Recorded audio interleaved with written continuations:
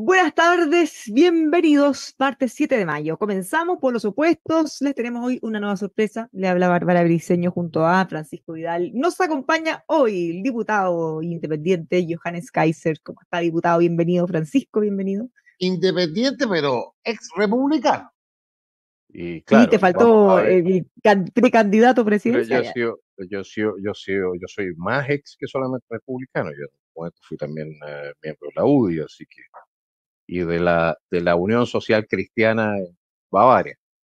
Así para que vean, Ah, pero qué interesante eso. para que vean. ¿Viste? Hay un camino ¿Ah? recorrido. O sea, Hay camino recorrido en veamos materia Alemania política. primero. O sea, tú eres seguidor y heredero de Franz Josef Strauss.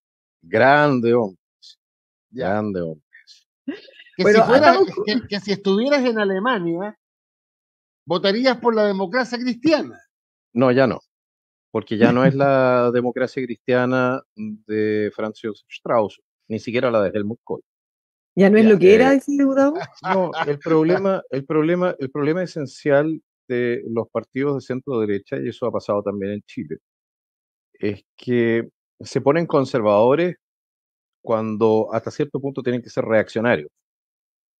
Cuando se avanza demasiado en una dirección de la agenda política, uno ya no puede querer mantener aquello que uno identifica como malo, uno tiene que querer reformarlo o transformarlo.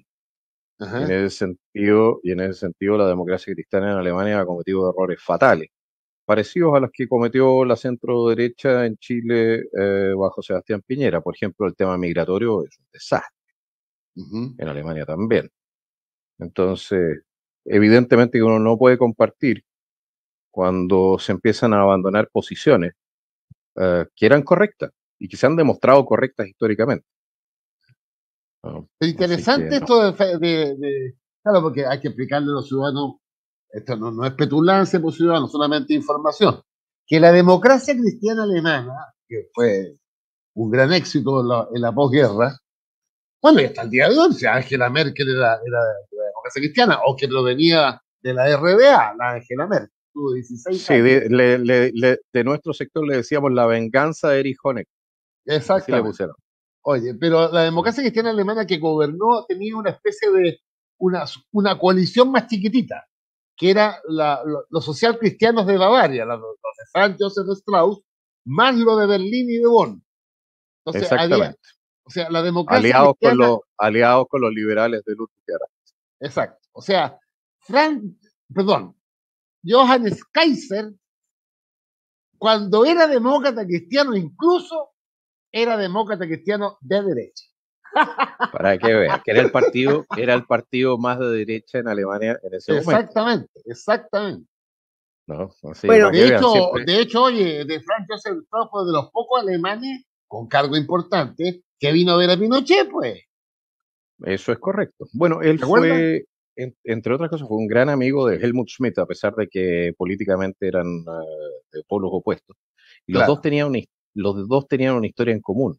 Los dos habían peleado como oficiales del ejército alemán en la Segunda Guerra contra los soviéticos.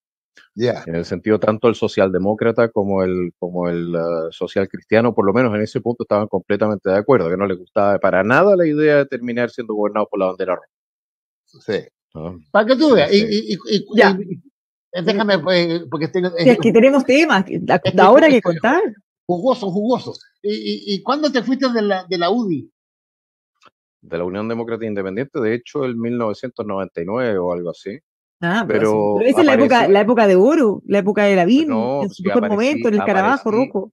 yo aparecí todavía inscrito el 2018 o algo así, yo me había ido como 20 años antes, así que el tema de la reinscripción en los partidos me jugó una interesante pasada en esa materia. Ya. No, pero yo era muy liberal para la UDI de la época, yo fui miembro de la Comisión Política de la Juventud en su momento, y era partidario de la ley de divorcio en un momento en que ese tema todavía era debatible.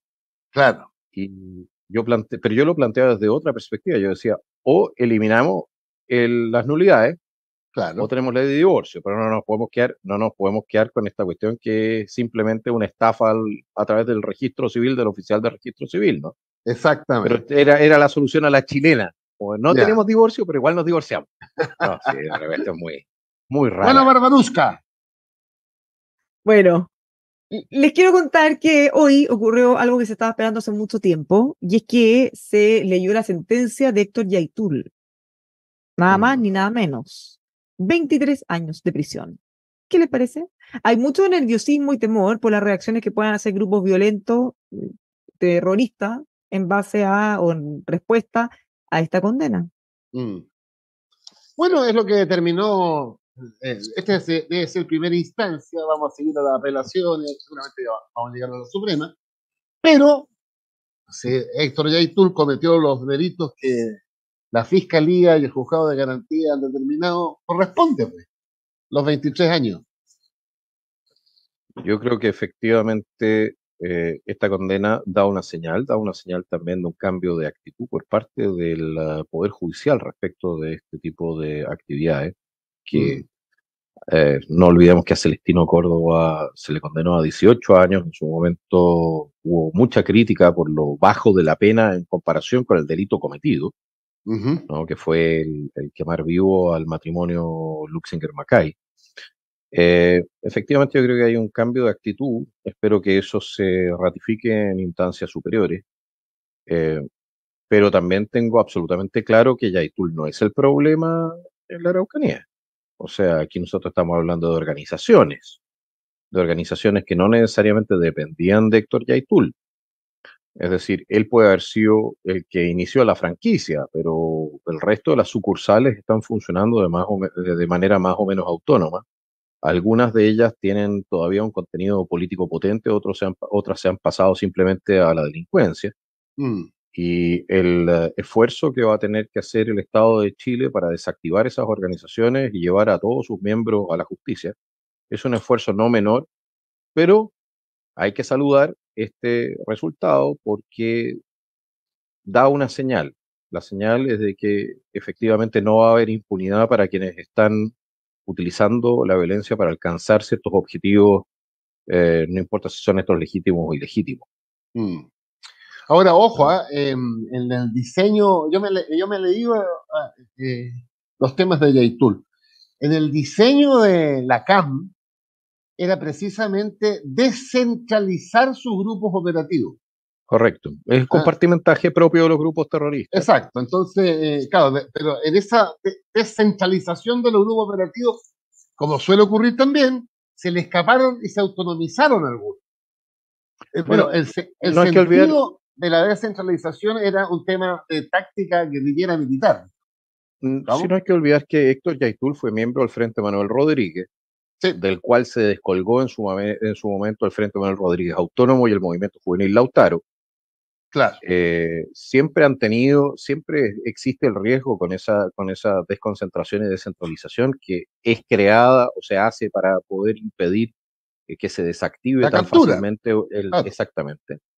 Es complejo el tema. Pero tiene el otro tema, que en la medida que tú descentralizas, la lógica de la lucha armada te va cambiando incluso la cabeza. Entonces, cuando la matriz, este fue el caso del Partido Comunista en el año 87, una vez fracasado el asesinato de Pinochet y fracasado la internación de armas y fracasado el año decisivo, el Partido Comunista empieza a hacer un giro y le pide al frente que cese la acción armada. Sin embargo, la mayoría del frente se va y constituye el Frente Patriótico Manuel Rodríguez Autónomo. ¿Te fijas? Correcto. Y 8 años después, o sea, 3 doritos después, en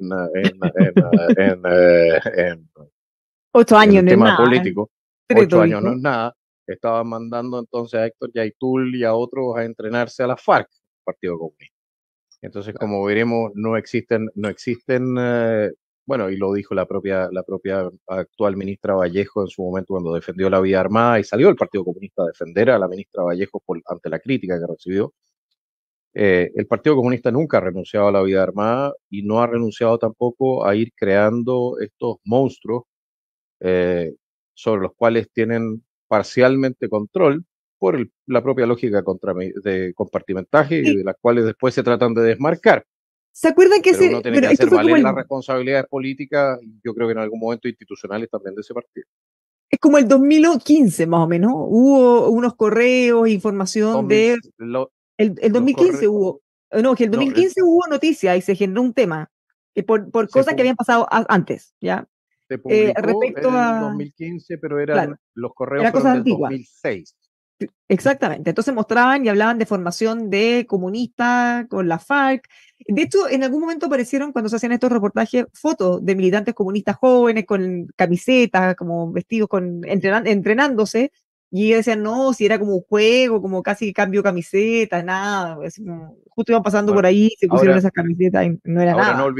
no olvidemos un punto, ¿ah? Porque esto yo creo que es relevante. Sí, este golpe es un golpe duro porque Héctor Yaitul tenía nexos hasta el gobierno venezolano. Lo sabemos por fotos que sacó incluso con Diosdado Cabello. Y sabemos de parte, o sea, de lo que se reveló, de lo que estaba en su celular, que había estado en tratativas para ingresar armamento desde Cuba, con lo cual se mete el gobierno cubano, porque allá no hay mercado libre de armas, ni privado, Ah, y de Argentina. Entonces aquí todavía este proceso cierra un capítulo, pero no cierra el libro de Yaitul y de sus actividades y de sus socios, y especialmente la logística que le ha permitido operar. bueno, pero vamos por parte, digamos, lo positivo: quien comete delito en una república democrática se le juzga y se le condena. Aún más, no obstante que faltan recursos del condenado.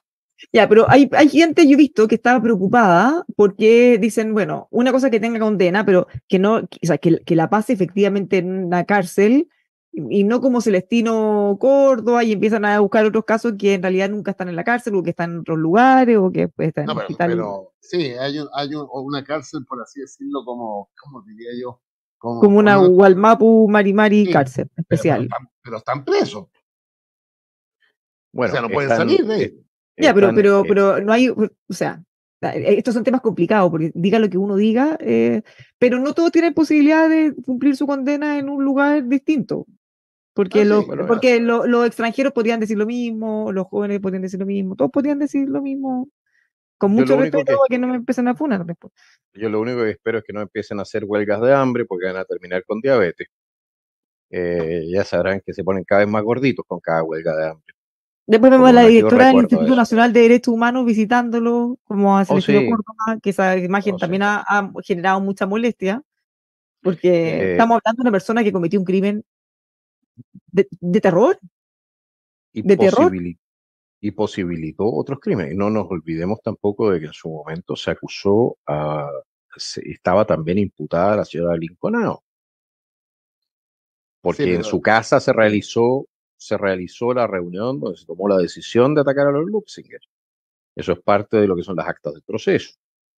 Se siguieron Entonces, las señales de los celulares. Entonces, con esas señales satelitales, se dieron cuenta que hubo una reunión, porque todos los celulares se reunieron en su casa. antes y pero después espérate de un la poquito, operación. pero la ciudadana del Lincolnado no está procesado. No, por ¿No? eso la gente se ¿No le enoja, parece, porque toda la evidencia no le parece mostraba, extraño? todos los celulares, como dice el diputado, se juntaron en su casa antes y después. Pero lo que pasa Pura es que coincidencia. cuando uno deposita su confianza en la justicia, en los tribunales, etcétera, es para los dos lados. Es Bueno, decir, pero se si da la cuenta, justicia, pero si la justicia lo, determinó que la Lincoln es inocente, así como don, determinó que Yaitún es culpable, Ya, pero si no hemos dicho nada, solo que Don esa era la Francisco, evidencia que generó molestia en su momento. yo le voy a plantear una cosa. Yo en un punto creo que lo voy a corregir. Voy a intentar corregir. Yo no confío en la justicia en Chile. Yo creo que la justicia en Chile y ha tomado decisiones políticas durante mucho tiempo, que en el caso, o que en casos particulares o en general pueda hacer fallos que son imparciales, se lo dejo y se lo concedo. mm, ¿De acuerdo? Pero en temas de alta connotación política, de que han habido fallos que son políticos, eso es tan evidente que nosotros tenemos dos fallos de cortes internacionales que le han rechazado a Chile recursos. Uno, el que nos rechazó la extradición de Francia de uno de los asesinos de Jaime Guzmán, cuyo nombre Palma en este momento se me Salamanca. escapa, de Palma Salamanca. Y el segundo, de signo muy distinto, de la Corte de Apelaciones del Landesgericht de Frankfurt, que rechazó el exequatur de la condena que se había hecho sobre el doctor Hop de la Colonia Dignidad. Sí.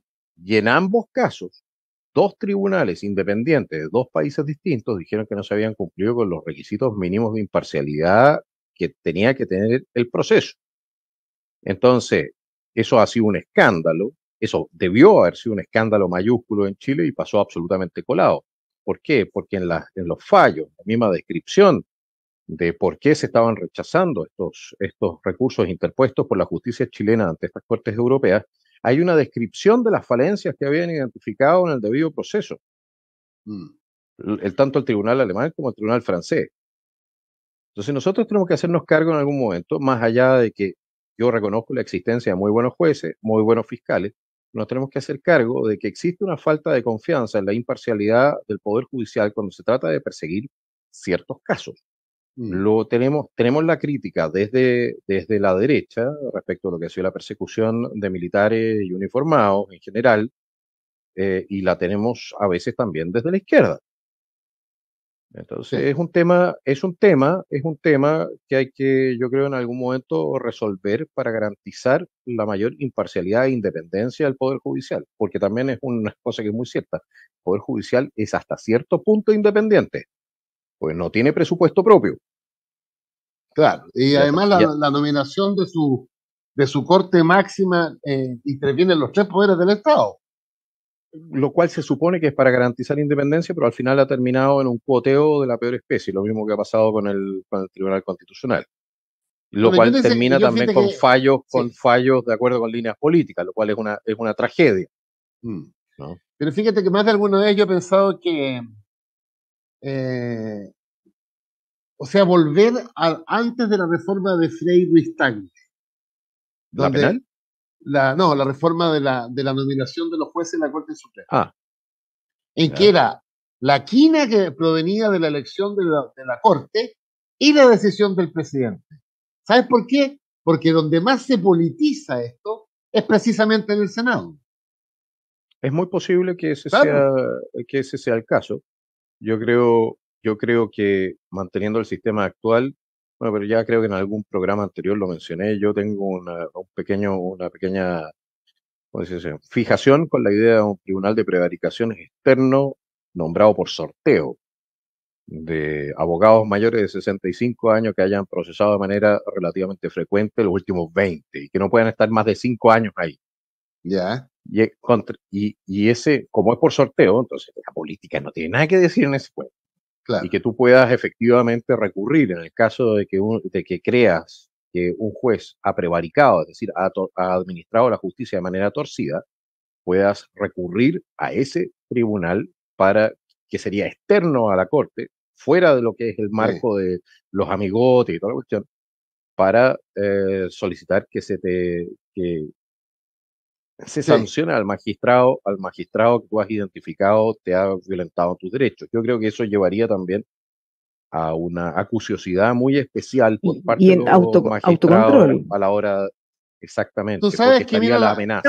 Estamos sí. conversando con el diputado Johannes Kaiser, pero es que, a ver, fíjense que hay una Pero cosa que que a Bárbara, mí me molesta mucho, que me molesta para que no se cambie el foco, porque yo creo que tienen es que me razón. Cuando el acordé de general algo. director de Carabineros hace esta queja, o se queja por la imparcialidad, o cuando uno ve jueces como el juez Urrutia, cuando tú tienes un juez que es un activista político, porque yo no estoy metiéndome en su mente, estoy diciendo cosas que él publica en todas partes, entonces, ¿cómo uno puede confiar después en su criterio si él públicamente sale apoyando a un sector y repudiando a otro?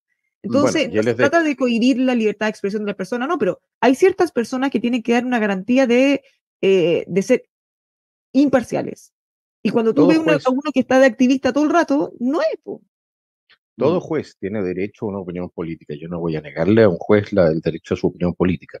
Pero si su opinión política, religiosa, no sé, sus preferencias alimenticias, porque es vegano o carnívoro, puede tener una influencia que, que lo haga parcial en un juicio determinado, se tiene que recusar. Ahora, Eso eso también es significa otra tiene que opción. O sea, el juez renunciar a ver Urrutia debería inhabilitarse en todas las causas que tengan que ver con octubrismo, con todas. carabineros, con Lo mismo manifestaciones sociales. pasa con la fiscal Chong, con otros fiscales y con otros jueces. Ahora, ¿qué es lo que sucede? como en Chile nosotros no creemos necesariamente en el principio de imparcialidad, sino que creemos en el principio de lo que me conviene, ¿ya? Entonces, dependiendo del gobierno, dependiendo del interés político, se aprovecha que haya magistrados que sean más, que dejen traslucir de manera más clara su opinión en esta materia. Pero hay muchos magistrados que efectivamente en sus fallos dejan traslucir una opinión, pero no son tan tontos como para andar publicando sus opiniones en redes sociales, Mm. ¿no? Y ese es Fíjate, pero lo que uno de te los quería problemas que tenemos. recordar es que ¿se acuerdan de que en la primera convención existía un ente que evaluaba a los jueces? ¿Se acuerdan, no? Debía haber, exactamente, pero era un ente que era nombrado políticamente. Exacto, pero me acordé porque la función era evaluar a los jueces. Correcto. Pero el gran problema de ese ente era su composición o su denominación política, porque con eso ya no solamente tenías una toma de influencia indirecta, sino que tenías una toma de influencia absolutamente directa sobre los magistrados, con lo cual empeoraba la situación Sí. de dependencia y no mejoraba. Ujú. Pero era también dentro de la lógica de crear un sistema alternativo que no fuese el de un país libre o de un país con tres poderes separados, Ah. que era lo que se rechazó gracias a Dios el 4 de septiembre. Bueno, pero a propósito de poderes separados, estoy Ya, fascinado, ciudadano. pero antes de eso, Fascinado. ya de vuelta, seguimos aquí en Por supuesto, le habla Bárbara Briceño junto a Francisco Vidal. Hoy nos acompaña el diputado independiente Johannes Kaiser. Francisco está fascinado. Precandidato presidencial. Precandidato presidencial. Si ese Francisco título, está fascinado. ese título sí ya lo pude. Ese Oye, título hay que ponerlo ya. Francisco, fuera de ¿por qué te broma. estás tan contento y fascinado? ¿Por qué? Porque fíjate que la mayoría de los senadores han decidido reformar el sistema político. Cambiar el Entonces, empedrado. exactamente. Yo creo que es un avance sustantivo, les explico, ciudadano. Esto aparece, aparentemente, falta la formalización, por así decirlo. Serían las bancadas de la UDI, que creo que aporta 9 o 10 senadores, la bancada de Renovación Nacional, 11, vayan sumando porque tiene que ver con los quórum, la bancada socialista, 7, y la bancada PPD, 6. Bastaría con ese acuerdo para lograr el quórum para reformar, y esto consiste en lo siguiente, ciudadano, usted me lo ha escuchado 1.000.000 de veces. Es muy simple. Uno, el partido político que en la próxima elección de diputados no obtenga a nivel nacional el 5% de los votos, no elige representantes en el Parlamento. Dos, aquel partido político que no cumplió ese 5%, pero si elige en esa misma elección 8 parlamentarios, sumando a los senadores que no fueron a la reelección, salta la valla. Hoy día 4, es duplicar ese requisito. Y tercero, que me parece lo más importante, parlamentario elegido en una lista o en un partido que se decide libremente, obviamente, cambiarse de partido y irse por otro lado, pierde el cargo. Acuérdense de mí, si esto se vota, ahora hay una transición que no me gustó mucho, que era para la próxima, en 2 años más, en vez de 5% se pide 4 nomás. Pero bueno, esto significa reducir de los actuales 21 partidos, yo estimo a unos 10 o 12, a la mitad en la próxima legislatura. ¿Va a ser fácil en el Senado? Yo creo que no va a ser fácil en la Cámara. Pero es un avance. Por eso Ahora, estoy fascinado. hay que hacer hartos cambios más que eso, porque si mientras los partidos no tengan orden, no elijan buenos candidatos, mientras sigamos con los pactos, subpactos, listas pero no cerradas. empecemos por algo. Bueno, empecemos por democratizar los partidos. Sí. ¿Qué les parece eso? Porque usted lo que está planteándose, lo que se está planificando es fortalecer una de las instituciones que tiene la menor representatividad en Chile.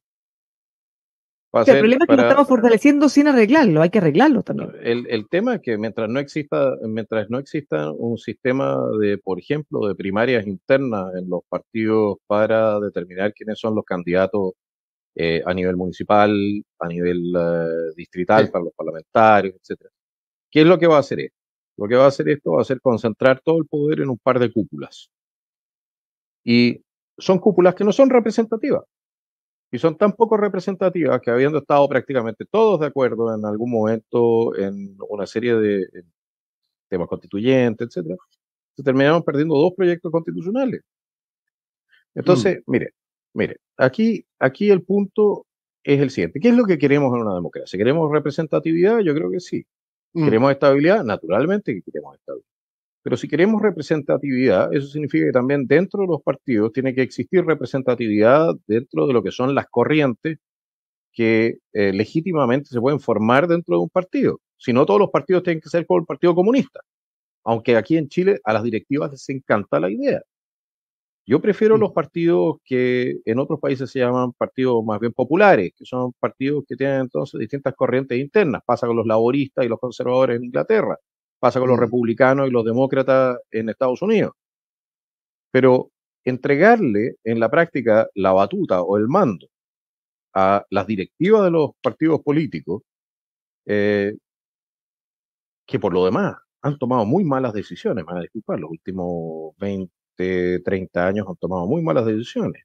¿Existe una razón por la cual en algún momento se cambió el sistema hacia el sistema que tenemos ahora?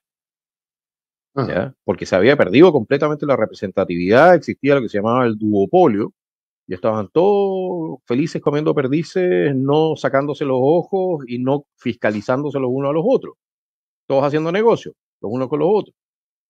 Entonces, es un tema. Menos mal, creo que no haber escuchado que quieren poner órdenes de partido. No, eso Pero no va. si quieren, Eso pero si no quieren va. poner órdenes de partido, entonces ya ahorrémonos el Congreso y dejamos simplemente una oficina con una mesa con 12 asientos para los presidentes de los partidos. Nos ahorramos todos los parlamentarios y todos los senadores, ¿no? Pero Sí. evidentemente que los partidos, a través de las directivas, también presionan a sus diputados y a sus senadores para que voten de acuerdo con lo que acuerdan las directivas y no necesariamente con aquello que conviene a un distrito. Una norma puede parecerle a una persona perfectamente racional que está en Santiago, pero un parlamentario de la 10ª región puede considerarla absolutamente irracional porque tiene un impacto distinto en Santiago que la que tiene, por ejemplo, en Puerto Montt. Ahora, Entonces, tú tienes razón, yo comparto temas. contigo que lo que debería venir, yo siempre lo he sostenido en esta radio, y además siendo militante hace 40 años, entonces a mí no me cuentan cuentos, que tiene que ver que la única forma de que los partidos políticos en su base, en su origen, se democraticen, es que controle la elección interna de cada partido el servicio electoral. Y tiene que hacerse a nivel de base. Sí, claro, es decir, obvio. de acuerdo con lo que son los territorios, electorales en disputa, ya sea comuna, distrito, región o nación, tienen que ser las primarias internas, porque de otra manera el militante, la verdad es que no sirve para mucho más que para ir a mover bandera. Y esa es una de las razones por las cuales la mayoría de los partidos tienen el mismo problema que el Estado, por lo demás son hidrocefálicos. Tienen directivas muy grandes, ¿no? Y militancia muy delgada. Entonces, o tienen mucha militancia en el papel, pero la militancia no es activa. Eso le ocurre a todos los partidos, y eso que tú acabas de decir. La diferencia sideral entre lo que uno mira en el CERVEL, que son las personas que están inscritas en cada partido, y la realidad, ¿sabes dónde se nota mucho esto? En las elecciones internas. ¿Cierto? Por ejemplo, a ver, voy a hablar de mi partido para no hablar, para hablar a los demás. Al PP le quedan 27.000 militantes. Le digo que le quedan porque antes eran 34.000 y antes 110.000, ¿ya? Pero con el refichaje quedamos en 34.000 y de esos 34.000 quedan como casi 27.800, una cosa así. Pero en la última interna del PPD votaron 4.100 personas. ¿Te fijas? Sigue siendo bastante más que los que votaron en Nevo. Sí, claro. O los que votaron en Convergencia Social. Ojo, Convergencia Social votaron 8.000. Ah, no, Revolución Democrática creo que fue. Revolución Democrática fueron 1.200 sí. en Revolución Democrática. Y eso que estos muchachos votan por el internet. Sí, o sea, ¿cómo será que ¿cómo será el poco compromiso que ni siquiera les da para hacer un clic? desde su Claro. celular en su casa. O sea, no tienen ni que ir. Entonces, en principio yo creo que nosotros estamos ensillando al revés del caballo. En vez de empezar por la democratización de los partidos, porque yo en algún programa anterior también lo mencioné, yo creo que es una de las razones por las cuales se producen los quiebres partidarios, esencialmente porque el que gana en las internas se lleva todo y determina a todos los candidatos, normalmente en regiones también. Se sufre especialmente esto porque Santiago, Come, claro. Valparaíso, se come en la directiva nacional y después te empiezan a poner candidatos a dedo que vienen de Santiago para el resto Claro. de Chile. Y eso Pero fíjate es una de las razones por las cuales hay más enojo en las militancias regionales de todos los partidos. Oye, pero fin a las vueltas de la vida, porque el Partido Comunista, con respecto a esta reforma, era bastante distante. Sin embargo, el Partido Comunista eligió 12 diputados. 12. Sin embargo, se agregó Marisela Santibáñez, que era la diputada del PRO, de Marco Enrique Ominami. Que ahora se retiró. Y ahora se retiró. Pero además se le retiró la diputada comunista, me parece que por Coquimbo. Sí, entonces, la Veloso. diputada. Claro, entonces. No, Veloso era de Revolución Democrática, pero otra diputada del Partido Comunista que se retiró para. Entonces, sí, se fue al Frente Amplio, de hecho. Exacto. Entonces, el otro día leí a la Bárbara, a la secretaria general, y decía, un momentito, ¿qué es esto? Entonces, esa parte, la segunda parte de este proyecto, a lo menos los comunistas están viviendo en carne propia, porque además se le fue otra persona antes, ya me voy a acordar, Musante, elegida independiente de la lista comunista Melipilla de la Casta y hoy día está en la bancada del PPD. ¿Qué tal? ¿Estamos? Ahora le voy a decir una cosa. Yo creo que el tema de la gobernabilidad se está analizando nuevamente, se está analizando desde el punto de vista sistémico, pero no se está analizando desde el punto de vista de cómo, de cómo funciona en una democracia. Si tú tienes un sistema presidencial y el presidente es débil, y hemos tenido 3 presidentes débiles, uno tras el otro en el gobierno, entonces tú tienes un vacío de poder. Si a eso le suma que existe no es un problema de fragmentación, es un problema de representación en el Congreso. Si tú tienes una sociedad muy fraccionada desde el punto de vista político, ¿ya? Tú vas a tener un Congreso que va a estar muy equilibrado. Sí. La pregunta que uno se tiene que hacer es, bueno, si tú eres presidente de la República, ¿eres capaz de conformar o de convocar para proyectos mayoritarios a la gente y ser capaz de conseguir el respaldo político o no? Y eso, ahí yo creo que este gobierno ha quedado al debe, entre otras cosas por limitantes ideológicas, pero no es muy distinto que lo que pasó también con el gobierno anterior, donde tenía un Congreso de mayoría que por razones ideológicas le bloqueaba todo. Ahora, lo que sí le voy a plantear es lo siguiente. A mí me parece que para Chile no es necesariamente positivo tener un Congreso en la misma mano que el presidente siempre, porque los derechos de la oposición, la posibilidad de alguna manera contener reformas al lote, no nos olvidemos que aquí estamos reformando de acuerdo con los que son los titulares de prensa, ¿ya? O sea, las cosas, el pensamiento de más mediano y largo plazo, yo lo echo de menos. La posibilidad también de obligar de alguna manera a tener, a presentar iniciativas más transversales no va a estar dada.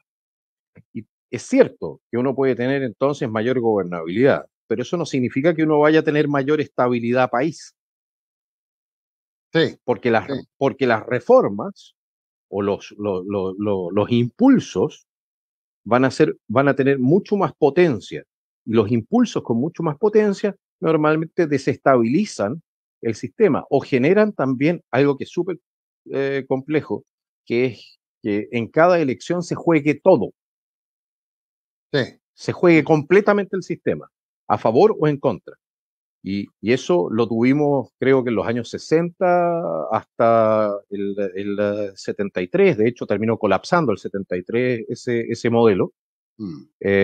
Y no fue un no fue un periodo fructífero para la República de Chile, desde el punto de vista del desarrollo, desde el punto de vista del avance como nación. Y de hecho lo que hizo fue tensionar de manera extrema a la sociedad, porque nuevamente se jugaba todo. Entonces, Sí. hay que tener cuidado con lo que uno desea, porque a veces lo obtiene. Pero fíjate que yo que he sido presidencialista toda la vida, eh, hay un divorcio cuando tú tienes la experiencia. Mira, por razones distintas. Elwin tenía minoría en el Senado por los designados y en parte por el binominal. Lo mismo Frey, lo mismo Lago. Solo Bachelet uno tuvo mayoría en ambas cámaras. Hasta que Adolfo Saldívar dijo buenas noches. No solamente Adolfo Saldívar, sino que Fernando Flores.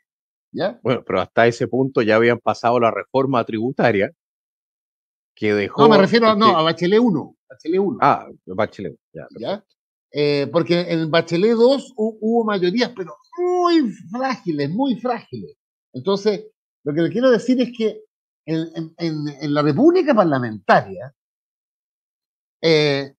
emerge el liderazgo, pero completamente articulado con la mayoría en los asientos en el Parlamento. Y en consecuencia, ahí la gobernabilidad está asegurada. Ahora, no lo está.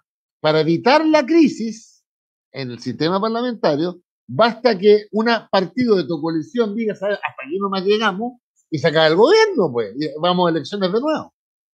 Y ahí está el tema. Si uno tiene... lo que pasa es que nosotros estamos tratando de buscar la cuadratura del círculo. Sí, ¿Qué significa eso? Significa que nosotros tampoco podemos tener un sistema que esté como Italia, cambiando gobierno cada 6 meses, 7 meses, porque tampoco es razonable.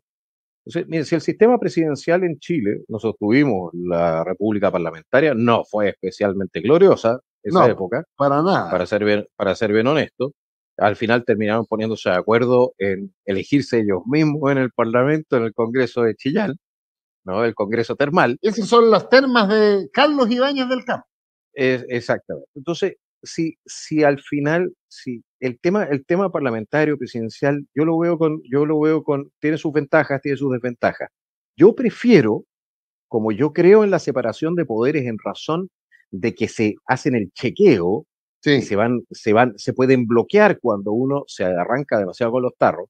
Yo prefiero el sistema como lo tenemos ahora, con algunas mejoras, pero no pasar a un sistema parlamentario, o el sistema parlamentario elimina el control entre el Parlamento y el Ejecutivo. Sí, porque el Ejecutivo tiene por definición. Claro, es el Parlamento, es la mayoría parlamentaria. Por definición, el gobierno en un régimen parlamentario tiene por definición mayoría en el Parlamento, porque si no, no sería gobierno. Entonces, oye, pero a propósito, nuestros ciudadanos, ya que el precandidato mencionó, en Chile han pasado tantas cosas, pero quiero decirle por eso me acordé. Carlos Ibáñez del Campo, en su primer periodo, una especie de dictadura holanda, dijo, ¿saben qué más? Quiero tener un congreso, porque no lo tenía. Entonces llamó a todos los presidentes del partido donde él veraneaba, las termas de Pan y Media, y les dijo, ya muchachos, ojo, socialistas, radicales, conservadores, falangistas, liberales, demócratas, les dijo, ya, vamos a repartir el Parlamento. En consecuencia, Ibáñez firmó, escúchenme bien, ciudadanos, ¿cuántos parlamentarios se elegían?